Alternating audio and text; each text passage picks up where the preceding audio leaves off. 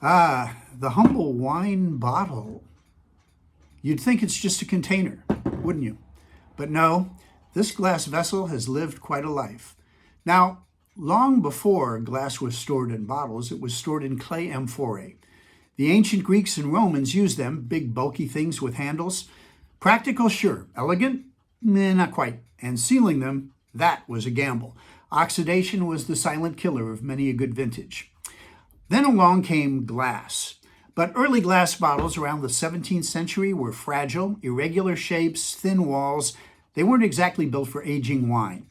That all changed in England because they had hotter furnaces that were coal-fired. They could produce thicker glass, stronger, darker bottles that were perfect for protecting and aging wine. Now here's where it gets interesting. Enter the cork.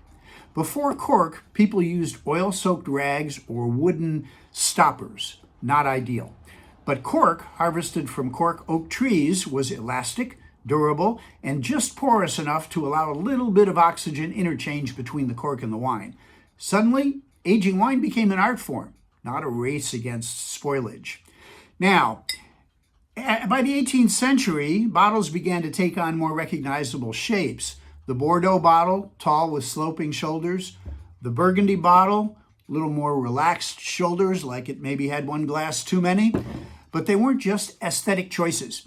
They were actually helping storage, sediment control, and identity.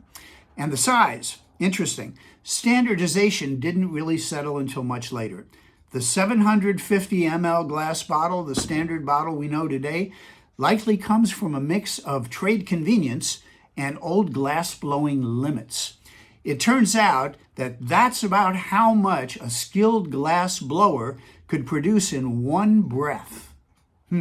Interesting. One breath, imagine that. Centuries of tradition shaped by a lungful of air.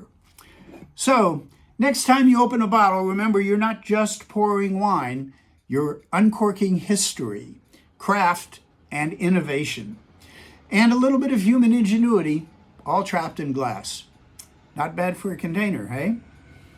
Old Guy Wines, not a brand, it's an attitude.